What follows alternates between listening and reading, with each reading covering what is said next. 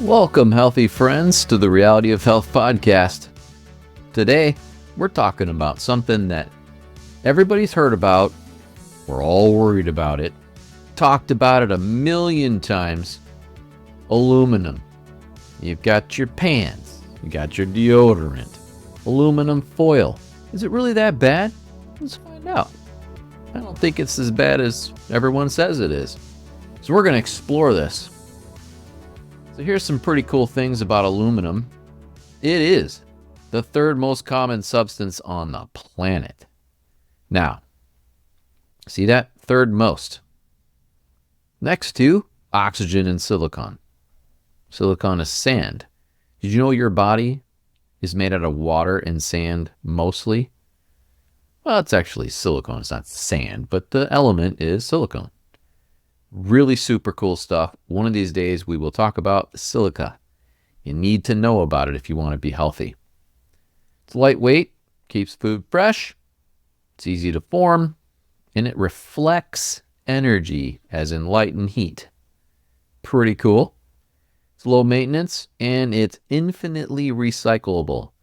You sound like an aluminum salesman. Well, I'm just trying to let you know that it does some really good things. Okay, so let's look at why everyone freaks out about aluminum. We're told, man, you cook with this stuff or whatever, you're going to get aluminum toxicity, and that's going to cause Alzheimer's and dementia and all these other things. And if you can't see because you're on audio, that's fine. I'll describe it. Gastrointestinal absorption of aluminum is low, generally in the range of 0.1 to 0.4% in humans. That's really low. By the way, that's from the CDC, whether you believe them or not. Sometimes it's just basic chemistry and science stuff. How about on the skin used in your deodorant? Well, let's look at it. This study adds to the experience of using a state-of-the-art analytical technique, optimized accelerated mass spectroscopy using the rare radioisotope A1. The data obtained provide evidence for very low systemic absorption of aluminum following topical application and a quantitative estimate of whatever that is of aluminum from antiperspirants for use in a risk assessment. In other words, very low absorption, like really low. Dermal is about 0.01. That's lower than 0.1 if you take it internally. So we're not getting as much as we think. This study was done with people and using deodorants, and you can go read it if you want. It's totally boring. There is no biological system or organism that uses aluminum for any biological enzymatic processes at all, even though they do for other metals. Check this out. Aluminum, and this is on Springer.com. It's a science website. Aluminum is neither required by biological systems, nor is it known to participate in any essential biological processes. I'll get into why this is important. Hang in there. While today all living organisms contain some aluminum, there is no scientific evidence that any organism uses aluminum for any biological purpose. Okay. The body doesn't have a specific mechanism to get rid of it because it can't absorb it and it doesn't need it. We're worried about getting aluminum, and in reality, your body's like, you're worried about basically not much of anything because I can't really absorb it all that much. And then when I get it, I really don't know what to do with it. So Eric, what's the point of this episode? Oh, I'm glad you asked. Let's get into this. So if you want to inject it into your body, well, here's some info that you might want to notice. Okay, first of all, FDA.gov, got to explain these things so people say, oh, you don't have any sources. Here's your source. Aluminum adjuvant. That is what they add to injections to make them more effective. Containing vaccines have a demonstrated safety profile of over many decades of use and have only uncommonly been associated with severe local reactions. Of note, the most common source of exposure to aluminum is from eating food or drinking water. Wait a minute. What did they just say? The FDA said exposure to aluminum is from eating food or drinking water. But they just said your body doesn't need aluminum. They also said that it's very low systemic absorption. And then they also said gastrointestinal absorption of aluminum is low, generally in the 0.1% in humans. You see how they do this circular reasoning? This is why you got to look at this stuff more closely. So when they do this, by adding these things, they create a reaction. Mechanisms of aluminum adjuvants. Another scientific, database. Aluminum adjuvants primarily enhance antibody production and have little effect on the cell-mediated arm of the immune response. Recent studies have begun to shed light on the complex mechanisms that appear to underlie the immunostimulatory effect of aluminum adjuvants. Essentially, your body created antibodies. Why? Well, we've gone over this a few times. It's to clean up the body. When you add this to an injection, then it stimulates the production of all antibodies to get rid of it. And I'm going to go into what those are, actually, these adjuvants. So you set your body up for bioremediation. This is your terrain. This is not the germ theory. Let's look into it. So now you have these Metallophiles, and they're, what is that? Bioremediation applications. So you're saying that American Society for Microbiology actually is showing you that bacteria and other things eat up aluminum and heavy metals and all this stuff that we put in the injections to stimulate a response in your body to create antibodies. Yep, that's what we're saying. When in reality, your body's saying, whoa, you put those things in these injections, therefore I need to clean those things up. You didn't stimulate anything. All you did was stimulate your body's terrain to clean up the adjuvants that are in the injections.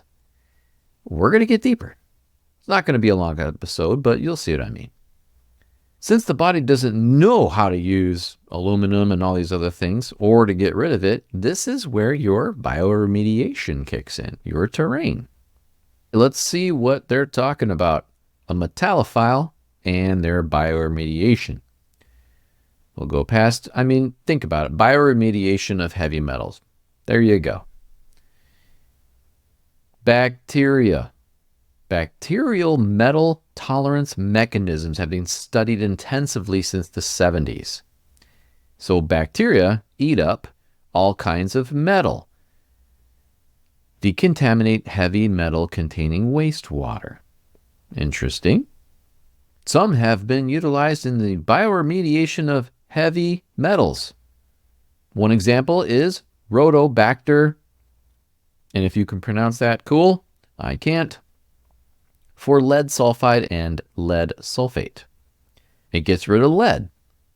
We're moving on. Fungus. They can also remove heavy metals from the terrain and aquatic environments. This is a specific looking one. It's called brown rot fungus. Sounds terrible, doesn't it? But that can remediate chromium. Now, chromium is good in very small amounts. Outside of that, you don't want that. Point is, they use it in a lot of electroplating and leather tanning and textiles, which are the most toxic substances on the planet is textile industry. But they use this to clean up all kinds of things. Then you get into archaea. Thrives in extreme environments. That's crazy.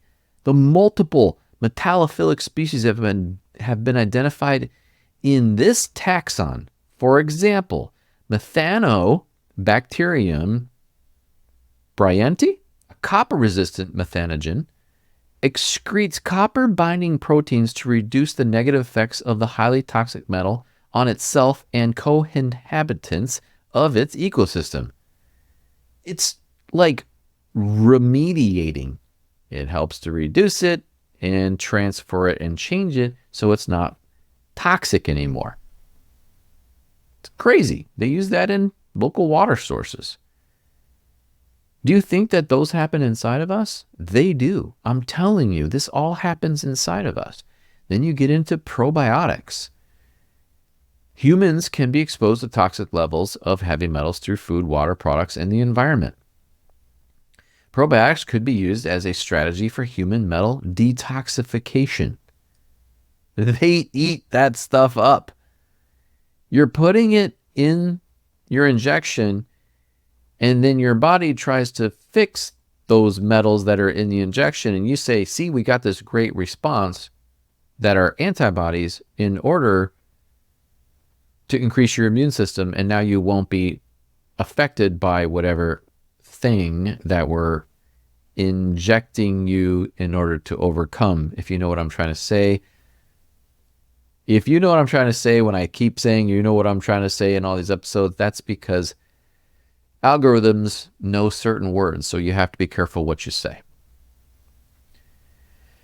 Interesting that all of these are remediated through bacteria and fungus and a bunch of other things. What overdrives you, so to speak? Those antibodies have to remediate the situation.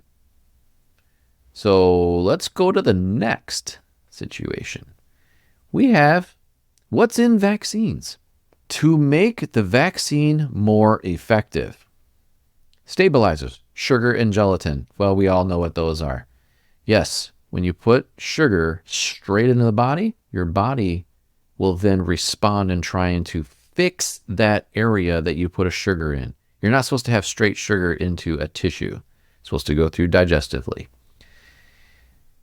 What do we have here? Aluminum salts in drinking water, infant formula, and health products.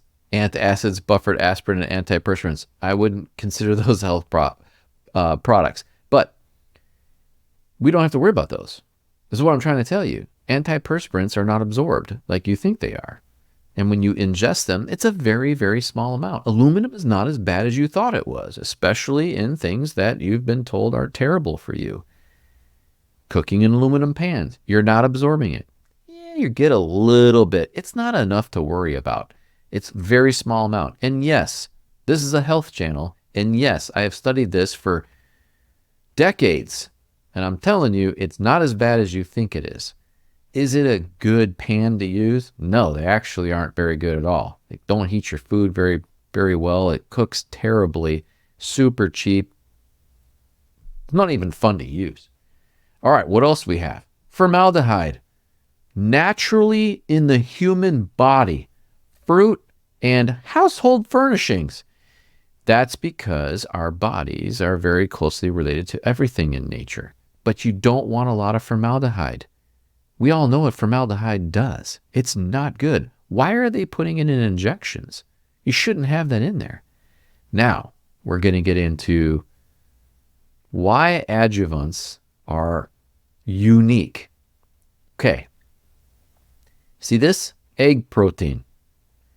When you try and stimulate your body through antibodies or the terrain, if you want to call it the germ theory, fine. Doesn't matter. You put in egg protein as a injection, then your body sees that as the enemy. Eggs are now the enemy. Do you think that maybe peanut allergies that have been absolutely skyrocketing, by the way, didn't happen before 1960, could have something to do with the fact that they used peanut oil in injections. They started that in 1960. Could be why so many children are allergic to peanuts. They use it more and more. They only had, a couple V injections when they were young in the 60s. Now they have over 80. Could be. Why are so many people allergic to eggs? Then we have things like antibiotics. Yep, they put antibiotics in those to keep the bacteria in the injection from going bad. So maybe that's why you're allergic to penicillin or any of these other ones. You see, you've created the situation by injecting, and your body says, whoa, I don't want that. It now recognizes and goes after that.